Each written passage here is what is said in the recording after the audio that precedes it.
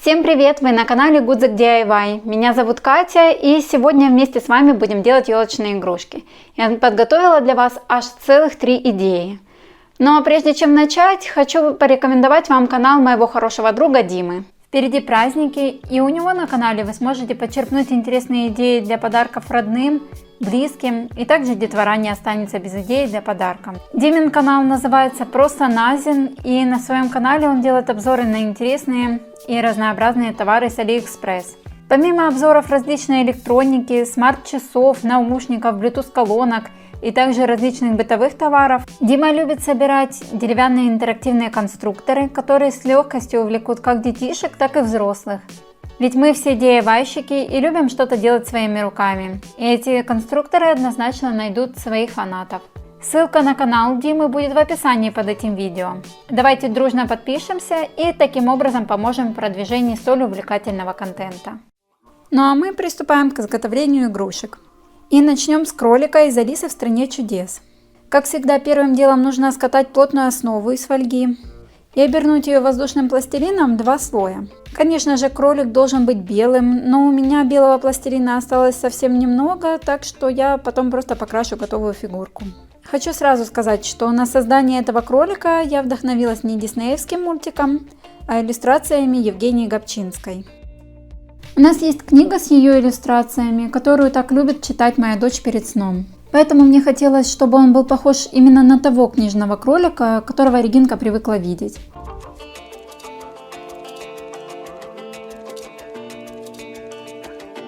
Ушки лучше укрепить проволокой, чтобы они не откололись.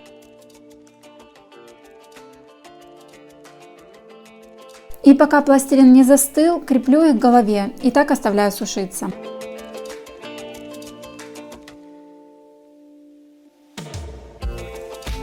А пока сделаю кролику объемный воротничок. Помните, я такой делала цирковому мишке, но там я использовала ленту, которая сама по себе хорошо держала форму. А сейчас взяла мягкое кружево и собираю его очень плотно и примеряю по размеру.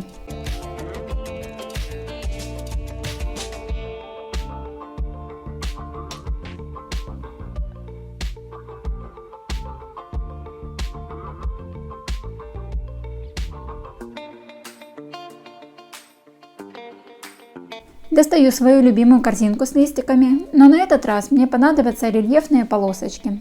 Прикладываю пластилин и, не дожидаясь высыхания, подравниваю края. Если пластилин высохнет, то уже не получится придать ему нужную форму. Он будет трескаться и ломаться. Если пластилин все-таки успел схватиться тонкой корочкой, то ничего страшного, можете склеивать детали между собой на ПВА.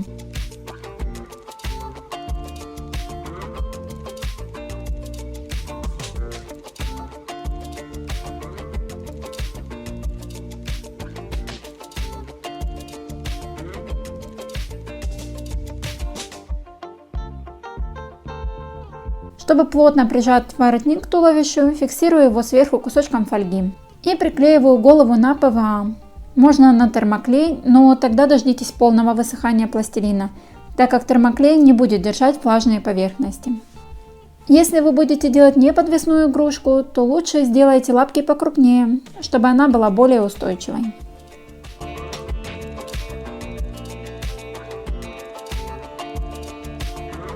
Раскатываю пласт белого пластилина и скручиваю его в свиток.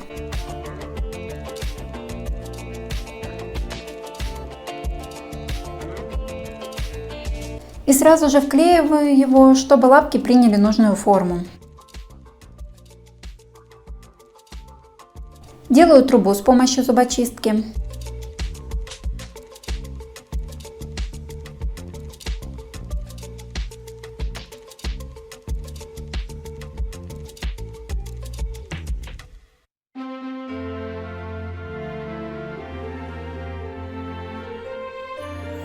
И креплю к ней флажок с сердечком.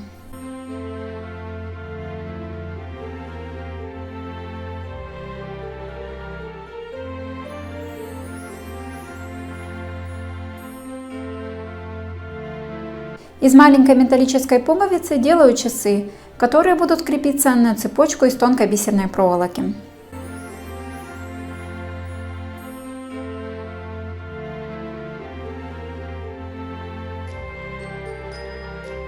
Кролика иногда изображают в шляпе, но часто, конечно, без. В книге он вообще был в капюшоне, так что кому как нравится.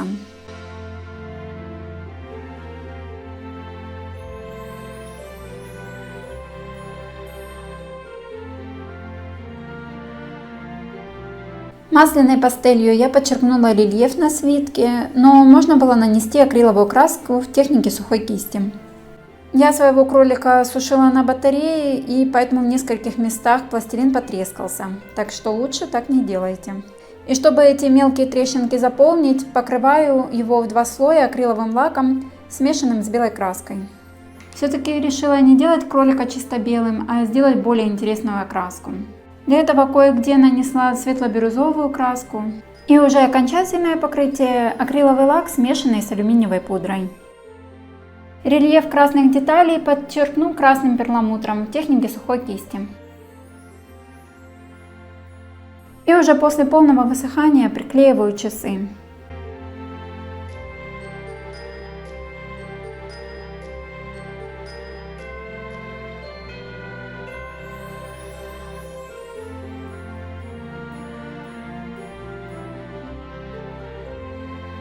На клей ПВА вклеиваю петельку для подвешивания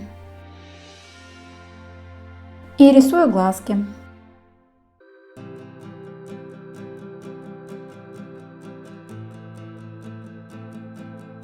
Кролик полностью готов, но мне захотелось покрыть его полупрозрачными блестками. Я очень долго искала именно почти прозрачные блестки, чтобы они не перекрывали детализацию и цвет фигурки. Буду использовать 2 вида. Самые мелкие, которые сразу смешаны с клеем, вообще практически не видны на сером фоне.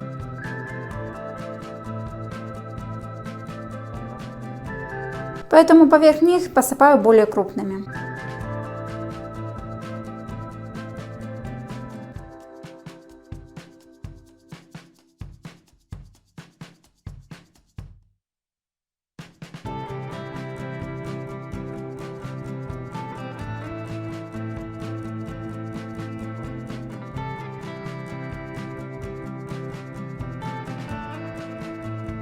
И снова кролик. Но на этот раз я взяла готовую маленькую статуэтку. Обрезала выступающие части кусачками до размера картонной втулки от фольги. Донышко и поля шляпы делаю из картона.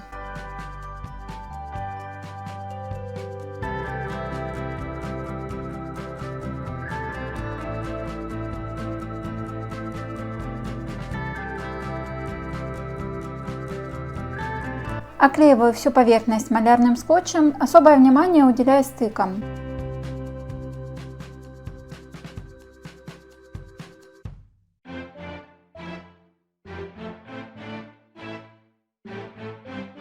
И вместо воздушного пластилина, который использую практически в каждой своей работе, хочу взять самозатвердевающую керамическую глину. Немного разбавила ее водой, чтобы она легче распределялась по поверхности. Нанесла 2 таких слоя с промежуточной просушкой. Можно просто оклеить шляпу несколькими слоями газет или салфеток.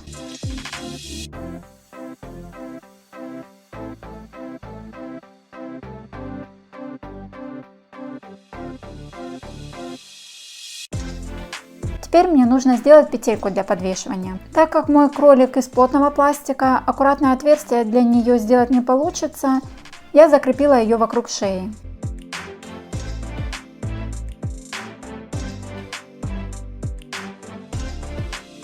Вклеиваю его на нужную высоту и оставшиеся большие пустоты заполняю глиной.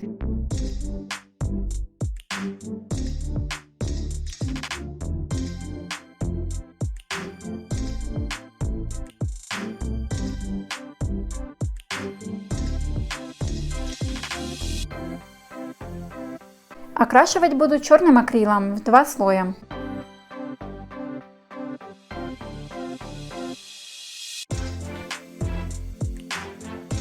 А рельеф выделю в технике сухой кисти 2 оттенками серого, от темного к светлому.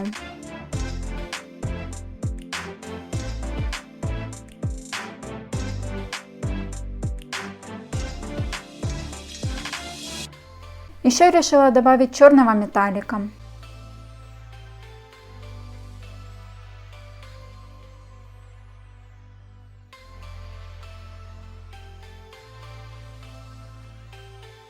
Самого кролика крашу в серый цвет и более светлым оттенком выделяю рельеф.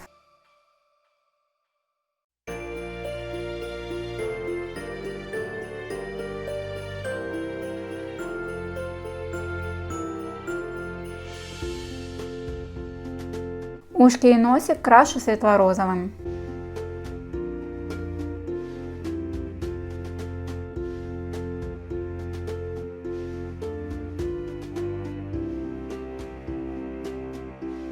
А монетки покрасила красным. Для того, чтобы пространство вокруг кролика не выглядело слишком пустым, приклеиваю ягодки и мелкие металлические колечки.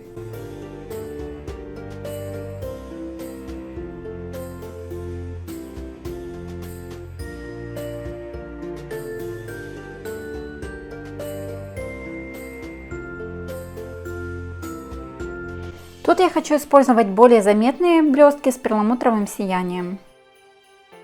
Для приклеивания использую прозрачный клей с блестками, потому что мой ПВА на темном фоне оставляет белесый налет. Украшаю шляпу той же лентой, из которой делала воротничок цирковому мишке. Мне хочется, чтобы все игрушки цирковой тематики, которые я сделала, перекликались между собой. И именно поэтому я буду использовать эту ленту и бронзовый контур.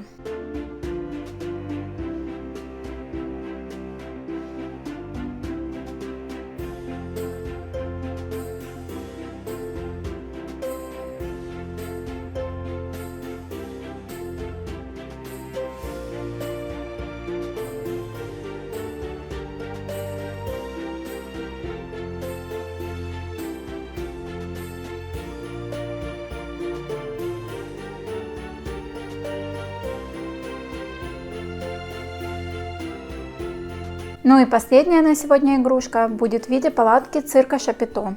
Для ее основы я взяла пластиковую бутылку с плоским дном и вырезала на ее донышке круг по диаметру электронной свечки. Рисую перманентным маркером контур шатра и наношу не очень разогретый термоклей, чтобы не расплавить пластик. Вместо этого можно приклеить с обратной стороны полупрозрачную ткань.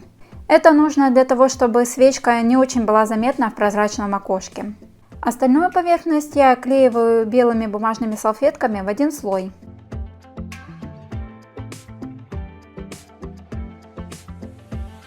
Для мягкого рассеивания света игрушка должна быть полупрозрачной.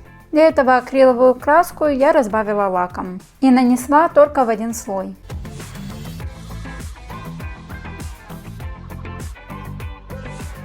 Точно так же рисую полосочки, разбавленной краской в один слой.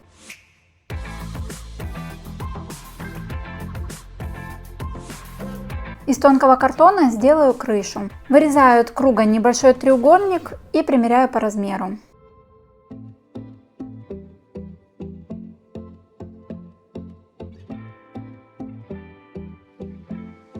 А швы проклеиваю малярным скотчем с обеих сторон.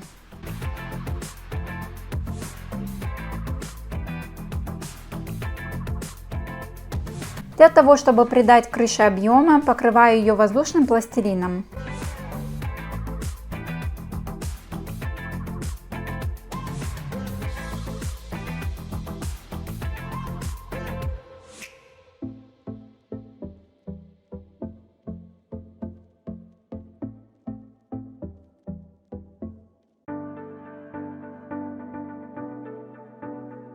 Основу крашу серым цветом, а полоски двумя оттенками красного. Я все рисую на глаз, не делая никаких предварительных разметок.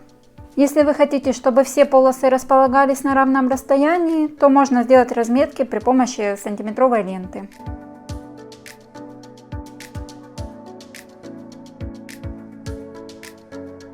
После высыхания очерчиваю все полосы с обеих сторон белым контуром.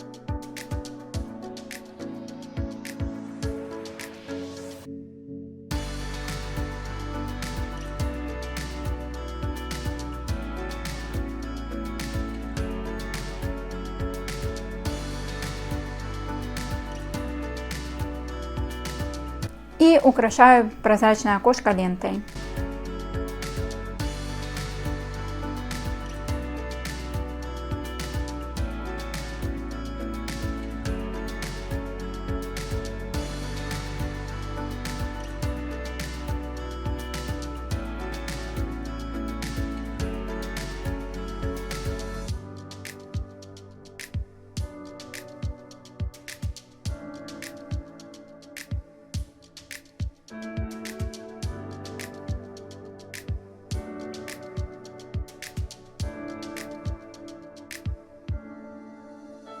Приклеиваю свечку и крышу.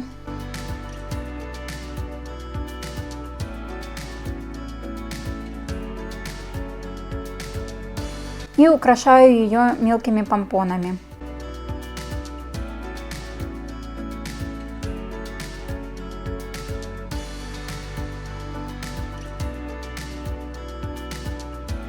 Добавляю бронзовый контур.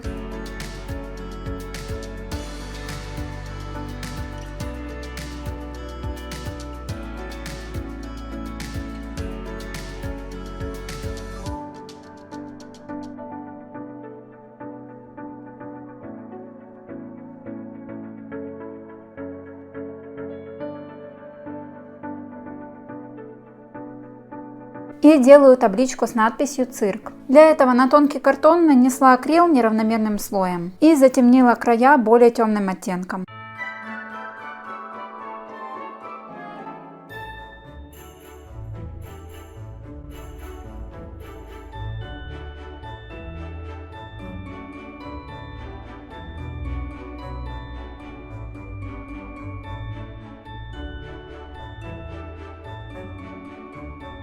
Наношу потертости по всей поверхности, чтобы придать более винтажный вид.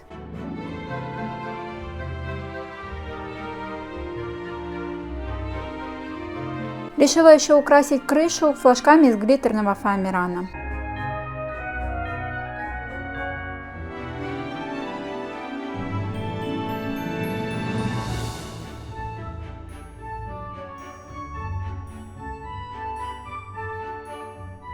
И чтобы убрать излишний блеск, тонким слоем покрываю акрилом.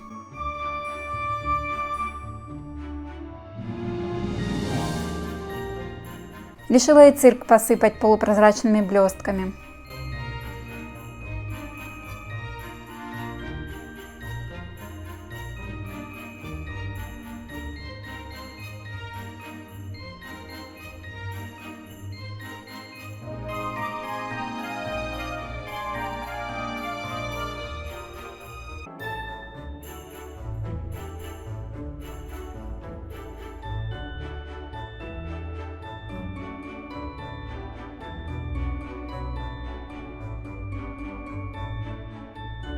Спасибо за внимание, жду в комментариях вашего мнения, какая игрушка понравилась больше и каких сказочных персонажей вы еще бы хотели увидеть. Ну а на сегодня у меня все, и продолжим подготовку к Новому году в следующем видео.